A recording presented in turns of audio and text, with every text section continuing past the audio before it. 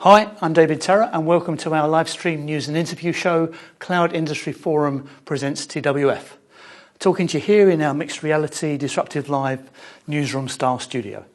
I'm the CEO of the Cloud Industry Forum, which is a not-for-profit membership-driven trade body that champions and helps accelerate the adoption of cloud technology and services. We've got members like Lenovo and Acronis and Broadcom and Hewlett-Packard Enterprise and Fujitsu and Ingram Micro and Wolters Kluwer. If you want to find out more, we're at cloudindustryforum.org. This show goes live on Mondays at 10 o'clock UK time. Each week we start with some technology stories that have sparked our interest, and then we interview a guest. They might be one of our members explaining what they do. It could be a book author, an industry expert, someone with a cool new approach. Today, it's someone who's just joined the Cloud Industry Forum family. So it's an interesting one. We're on the lookout for speakers to come and contribute. So if you're doing something that is supported by secure and trusted cloud technology, then we'd like to hear from you. You can connect with us in the comments here on LinkedIn. You can email us at info@cloudindustryforum.org. I'm at DT on X. I'm David_Terrar on Threads. My surname's unusual, Terrar, so I'm easy to find. The tech news this week was a bit underwhelming. Apple and Amazon Alexa announced new devices. Facebook altered its logo in a subtle but significant rebrand that you might miss completely. Elon Musk's Neuralink started recruiting humans to trial brain implants. Intriguing, but nothing really grabbed my attention. However, a few things did connect, and so this week's commentary takes a kind of a broader view of waves of technology, skirts around democracy a bit, moves into the topic of the year, generative AI, touches on climate change, and eventually morphs into a book recommendation. It started with me seeing Yuval Noah Harari, who wrote *Sapiens* and *Homo Deus*. I suppose the first one was about 10 years ago, being interviewed on BBC's Hard Talk with Stephen Sackur this week. The books are a kind of a positive explanation of how Homo sapiens came to dominate the planet, explaining that our key superpower was our ability to tell stories and through that share common ideas and common purpose and so cooperate. The interview, however, discussed how things have changed and been changing for the worse rather than the better over the last decade. Yuval argues that our shared stories, both as a species and on a national level, are collapsing and more in more places. They didn't say specifically, but they were really talking about from 2016 on, and you'll know what happened in 2016. Yuval, with rather brilliant clarity, suggests that democracy is, in essence, a conversation, whereas dictatorship is where one person dictates everything, obviously. He touched on the beginnings of this democracy in city-states and small areas.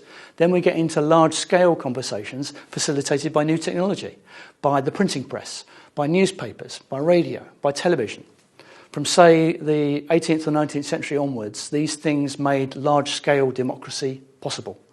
But now at this point in the 21st century, it's beginning to fall apart. We have the most sophisticated information technology in history, and people are not able to agree with each other or even agree on basic facts. It's a huge paradox, and it's never been easier to tell the stories and share the stories, but the information can be accurate or it can be lies. The communication flow used to be kind of very top-down, but now everyone can be a publisher, and that should be hugely positive, but can be hugely negative. The level of toxicity has risen, the information atmosphere is polluted, trust collapses, and we can't even agree on the results of the last election. Democracy can't function properly, and that could lead to dictatorship or even civil war. Now, there's a growing populist view that the only reality is power, a cynical worldview. Yuval suggests we need fictions like the laws of economics or the rules of the game or our constitutions, but we can change them, and that's what gives society strength and flexibility. The authoritarian dictatorial strand of governance is there as a possibility, but governments need checks and balances to keep them on the democratic track. Yuval then started to talk about artificial intelligence and generative AI. He referenced, the kind of Skynet Terminator-like dangerous possibilities that some doomsayers talk about, but he suggested the big difference between AI and every previous technology in history is that this new technology can learn things by itself and make decisions by itself. He suggests atom bombs couldn't decide who to bomb, autonomous weapons can. Printing presses couldn't write a book, AI can. He worries that our digital world has an invasion fleet of AI that is on the way, not from another planet, but from here and now, and being allowed access across all of our processes and systems. And he finds it fundamentally threatening, with the potential to take control and hack our civilization. He's right, and in that we will soon live in a world surrounded by AIs, but is that a problem?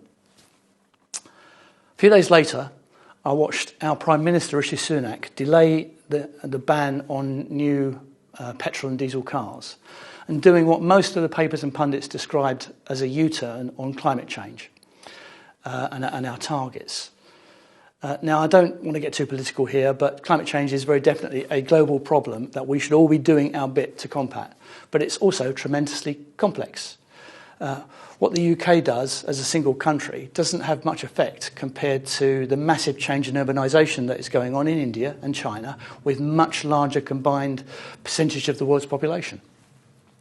We need to be carbon neutral, and we're doing a good job in generating more renewable energy, reducing our use of coal, but we still need to generate a lot of power with fossil fuels. Should we follow countries like France and increase our nuclear power capability? The moves to carbon neutral and sustainability in general should be at the top of all of our agendas. So, climate change, generative AI, and a post-truth world. What should we do about it? Well, I'd like to recommend a book which recognises those threats but explores the opportunities of AI technology and synthetic biology that is emerging.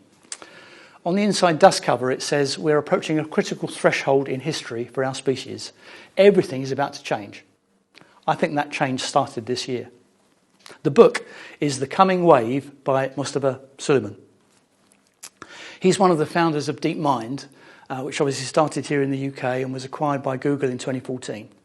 He's now one of the founders of Inflection AI, and his book presents the possibilities, but it is a fundamentally positive view of the coming wave of technology and how it can help us, society and civilization as a whole. We're used to talking in waves of technology, from the agricultural revolution, sort of 9,000 to 7,500 BCE, to the industrial revolution, to what the futurist Alan Toffler called the third wave. That was the era of information technology.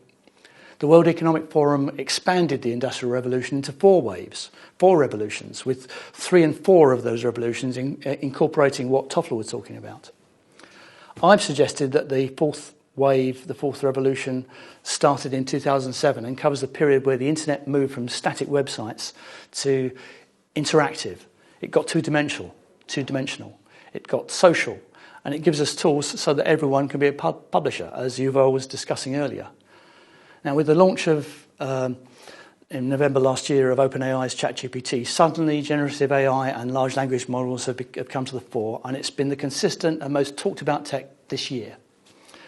Now, I've suggested the wave isn't just coming, it started this year. There's a disturbance in the force. The particles have started moving. Whether we call this new wave that Suleyman talks about, the 5th Industrial Revolution, or the 3rd wave of the internet, or the coming wave, it's upon us. The new wave adds a 3rd dimension. It will be immersive. We will interact with technology, with voice and touch and gesture, new ways beyond the keyboard and mouse that we're used to. It will be driven by AI and biotechnology, but will it be more than that? Will it help us solve climate change? Will it invent a new battery technology? Will it help us cure cancer? We can hope that it does. It will be transformative. The book covers how we've handled previous waves, but suggests that we should not be focusing on the engineering minutiae, but on helping to imagine a richer, social, human future in the broadest sense, a complex tapestry of which technology is just one strand. That's a quote directly from the book. He recognises that we have a monumental challenge ahead of us, which will determine day-to-day life in this century and beyond. He ends believing it'll all be worth fighting for. I reckon this is and will be the most important book on AI published this year, so I heartily recommend it. Now, a change of pace as we talk to the newest member of the Cloud Industry Forum family. I am delighted to be talking to our newest director of the Cloud Industry Forum, just voted on 2 weeks ago, Steph MacLeod. Steph's one of the owners of Kaizo, a well-known and respected PR firm that operates in the technology sector, but she'll explain all that properly. I'm really excited to be working with her to help me take the Cloud Industry Forum to the next level and hopefully having some fun while we're about it. So, Steph, please can you introduce yourself and Kaizo? Sure. Well, thanks very much, David. Very happy to be here. So I'm Steph MacLeod, director and co-owner of Kaizo. We're an independent PR agency that works with two types of clients, I'd say. So either big brands or brands with big ambitions is how we describe it. And we help them grow, inform, sell, lead debate, and really maintain and enhance the reputation that they have in key markets.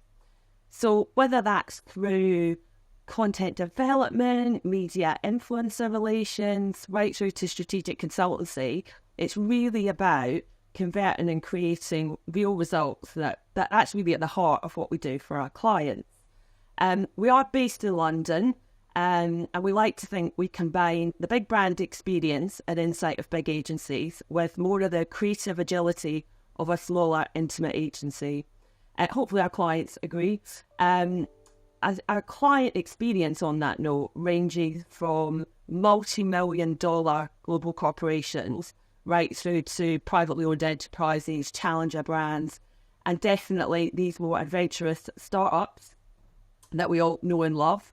And they all engaged with business, public sector and consumer markets, tech analysts, and of course, the media, all of which influence their key communities. And probably the last note that I'd mention is just over a third of our work has a multi-market perspective. So we're really proud of the fact that we're able to advise on international PR activity, as well as to deliver on-the-ground support through our partners where it's needed for clients. Excellent. Now, obviously, some of the key reasons that we wanted you on board was because of that experience and knowledge in the industry. Tell us a bit about your backstory, how you got into PR and comms and the technology space and the organisations you've worked for and with. Oh my goodness. So I started my career in the mid-1990s when I landed my first job out of uni in marketing for what we now call an early tech startup. Having read politics and international law at uni, I can say I knew nothing about marketing and, if I'm honest, even less about technology.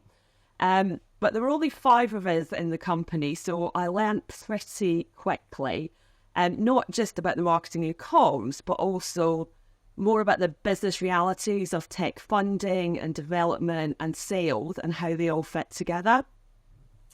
So obviously exposure to that in the mid-90s really gave me my love of the tech sector, even through the first .com bubble.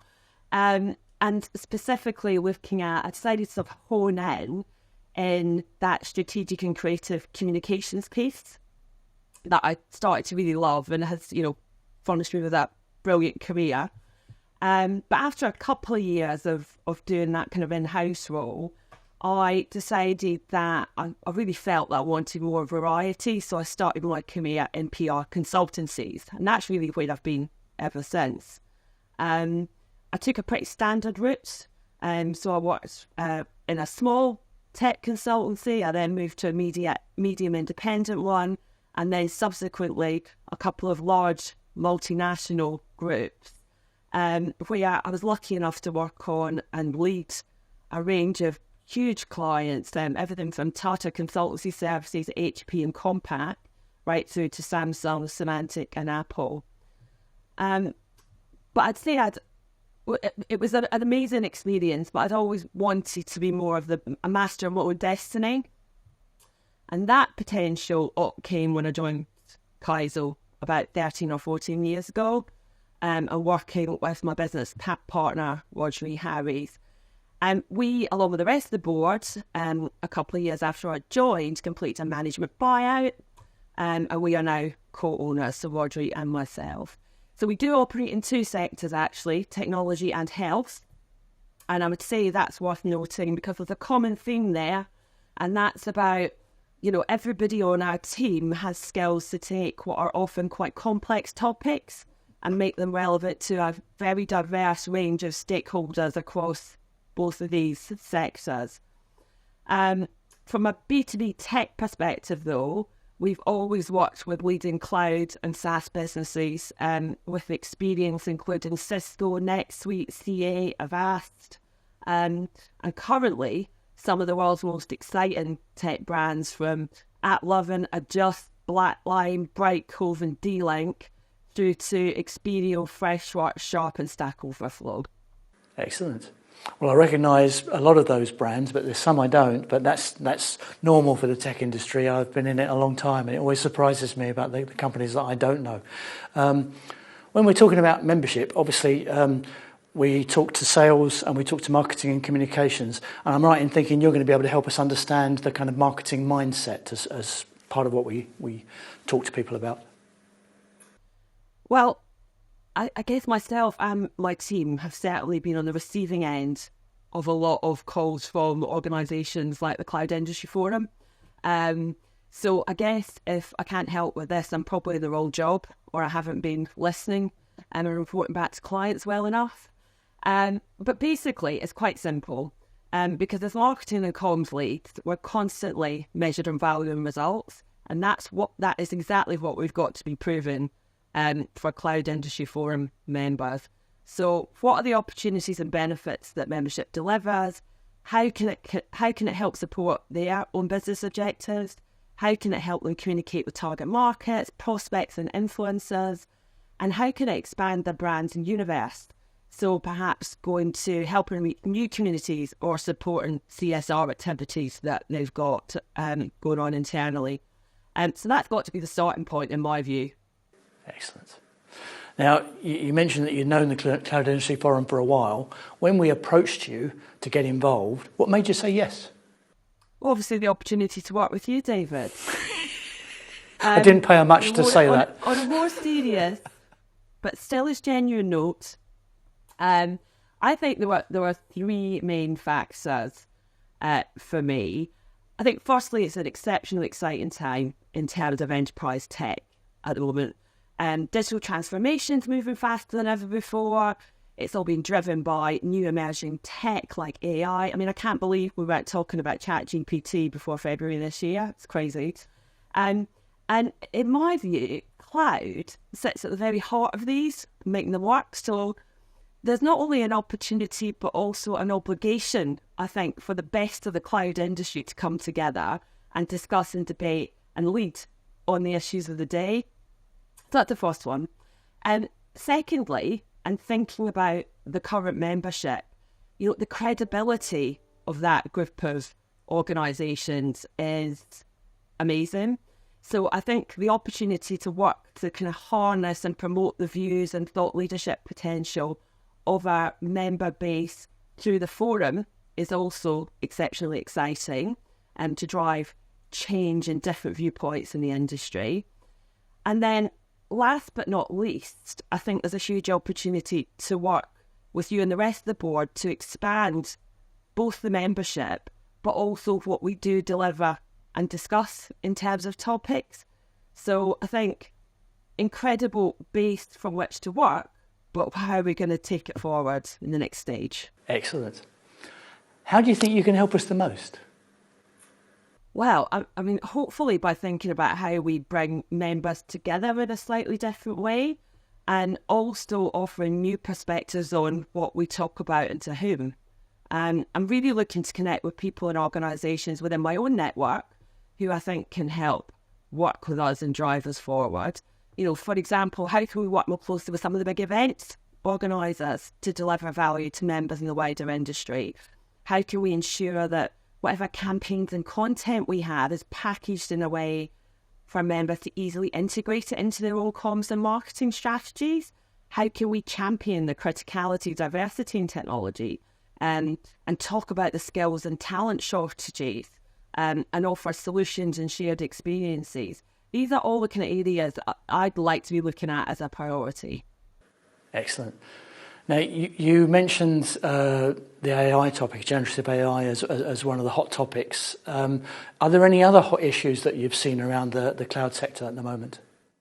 I don't think the issues have fundamentally changed that much, to be honest.